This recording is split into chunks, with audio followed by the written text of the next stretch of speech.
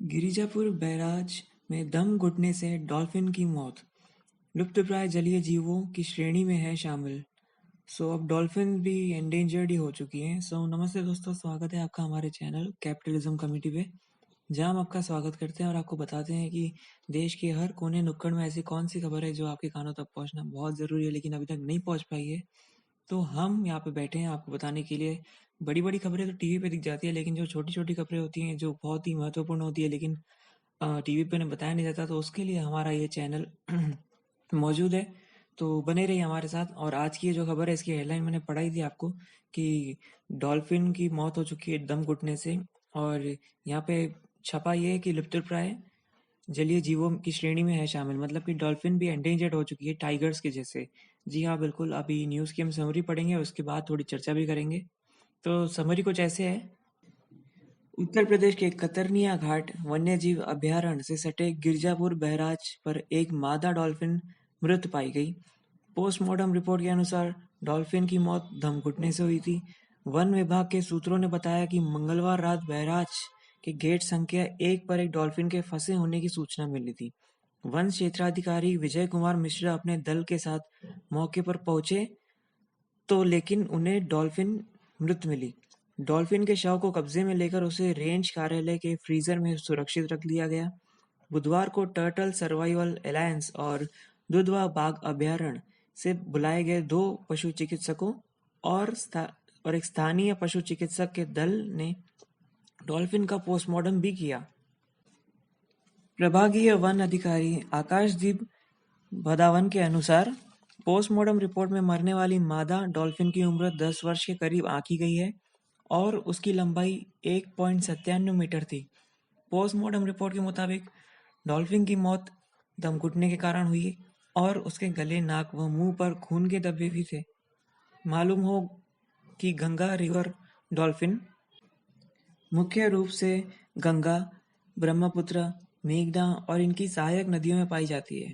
भारत, बांग्लादेश, पाकिस्तान, नेपाल और चीन की नदियों में इस नस्ल की डॉल्फिन की मौजूदगी दर्ज की गई है। वर्ष 2009 में डॉल्फिन को भारत का राष्ट्रीय जलीय जीव घोषित किया गया।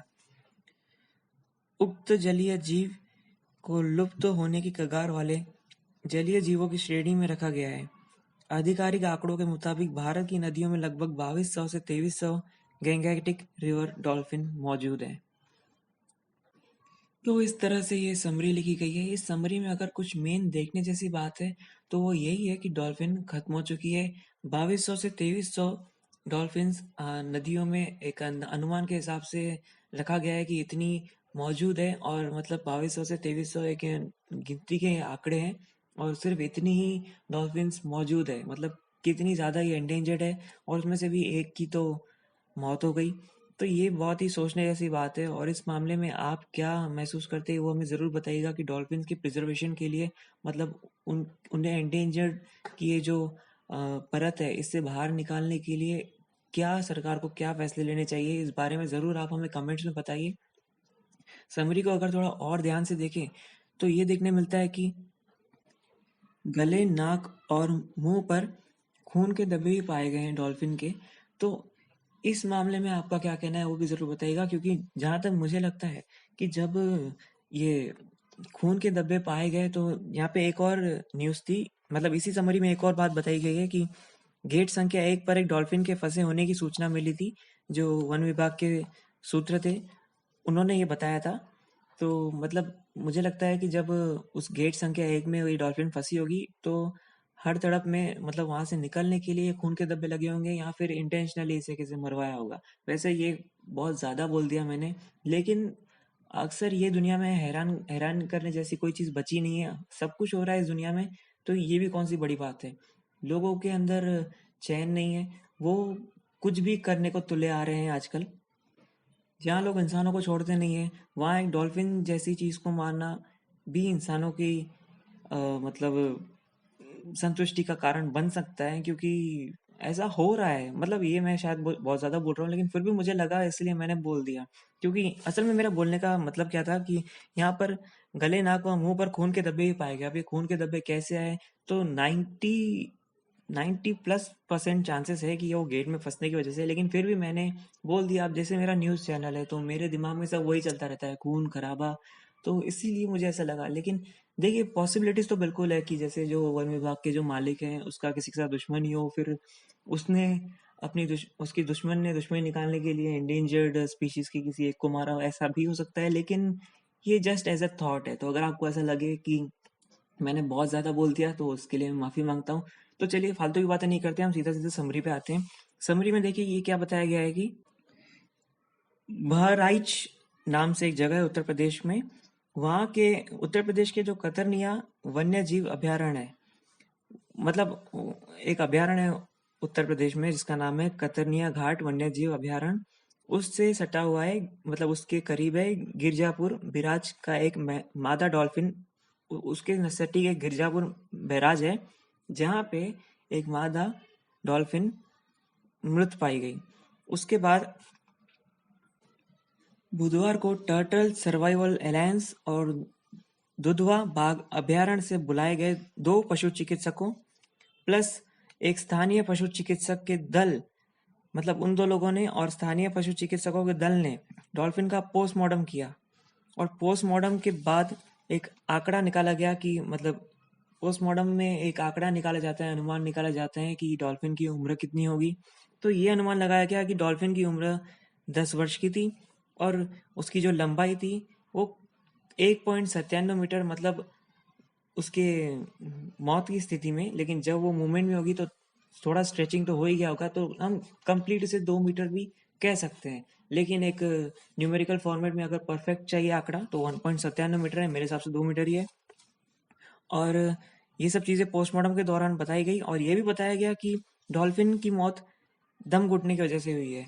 तो संभावनाएं तो यही कहती है कि जब डॉल्फिन किसी वजह से गेट में फंसी होगी और वहां से उसे खून के धब्बे लगे होंगे, हाँ, तड़पने की वजह से बाहर निकलने लगी, और फिर कैसे कैसे करके जब वो बाहर आ गई होगी फिर वापस नहीं जा पाई होगी मूवमेंट ना करने की वजह से, और फिर दम घुटने की वजह से उसकी मौत हो गई होगी। इसमें देखिए और भी ये बताया गया है कि वर्ष 2009 में डॉल्फिन को भारत का राष्ट्रीय जलीय जीव घोषित किया गया था। हमारे भारतीय जलीय जीव राष्ट्रीय जो है, अ, उसकी संख्या 2200 से 2300 ही मौजूद है। और यहाँ पे ये भी लिखा गया है कि ये जो जीव है ये भारत, बांग्लादेश, पाकिस्तान, नेपाल और चीन की नदियों में इस नस्ल की डॉल्फिन की मौजूदगी दर्ज की गई है। मतलब इस ये जो नस्ल की डॉल्फिन थी, इस नस्ल की डॉल्फिन्स बांग्लादेश, पाकिस्तान, नेपाल और चीन, इन सारे देशों में ही पाई जाती है। ऑफकोर्स भारत में ही पाई जाती है।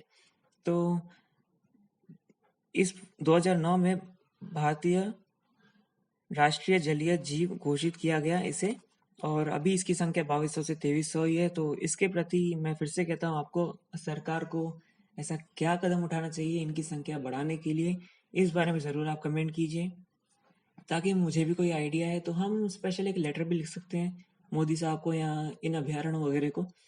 और इसमें क्या बताया गया है, चलिए देखते हैं। और इसमें शायद कुछ खास और बताया है नहीं, मैंने पूरी न्यूज़ लगभग कवर कर ली है बस। और इसमें जो ये लिखा गया है कि वन क्षेत्राधिकारी विजय कुमार जो थे, ये अपने दल के साथ मौके पर जब पहुंचे तो उन्हें डॉल्फिन मृत मिली। ऐसा भी नहीं कि डॉल्फिन तड़प रही थी, हड़प रही थी तो उसे उठा के वापस पानी में डाल देते, ऐसा नहीं।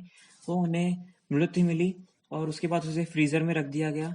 मैं बता दूं आपको, अगर आपको ये नहीं पता है कि फ्रीजर में क्यों रख दिया गया, तो वो असल में होता ये है कि जब कोई भी जिंदा चीज अपने प्राण छोड़ देती है, जब उसके अंदर से आत्मा परमात्मा निकल जाता है, सॉरी, तो असल में जब कोई इंसान या जीव चीज मर जाती है, जैसे कि एक इंसान, तो वो सीधा सीधा कहूँ तो बांस मारने लगते हैं। मतलब वो बहुत ही स्मेल आती है उनमें से, और एक तरह से वो डिकम्पोज होना शुरू हो जाते हैं। जो छोटे छोटे माइक्रो ऑर्गेनिजम्स हैं वो हमें खाना शुरू कर देते हैं और हमें खत्म करना शुरू करते हैं। एक तरह से नेचुरल प्रोसेस है, कोई बुरी बात नहीं है, ऐसा हो रहा है और होता है, होते आया है हजारों नहीं अरबों सालों से, डायनासोर्स के जमाने से, सॉरी।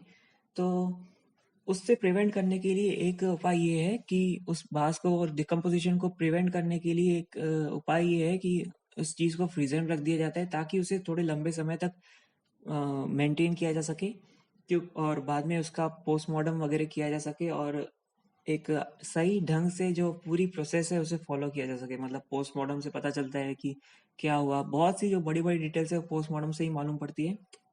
तो ये थी पूरी न्यूज़। इससे जुड़ी आपके कोई सवाल हैं तो प्लीज़ कमेंट कीजिए, बताइए मुझे कुछ आप क्या सोचते हैं? क्या मैंने कोई गलती कर दी, आपको और ज़्यादा बताने चाहिए था मुझे? क्या वीडियो छोटी हो गई या वीडियो बड़ी हो गई? कुछ भी आप महसूस करते हैं तो नीचे लिखिए, बस हम वादा करते हैं आपसे कि हम कुछ ना कुछ सुधार ज़रूर करेंगे। आप बोलेंगे नहीं तो हम सुधरेंगे कैसे? आपके ही थ्रू सुधरेंगे हम, और आप ही से जुड़े हैं हम। और बहुत-बहुत धन्यवाद हमारा वीडियो देखने के लिए। बने रहिए हमारे साथ और हमारे चैनल कैपिटलिज्म कम्युनिटी को ज़रूर सब्सक्राइब कीजिए और बने रहिए। Thank you.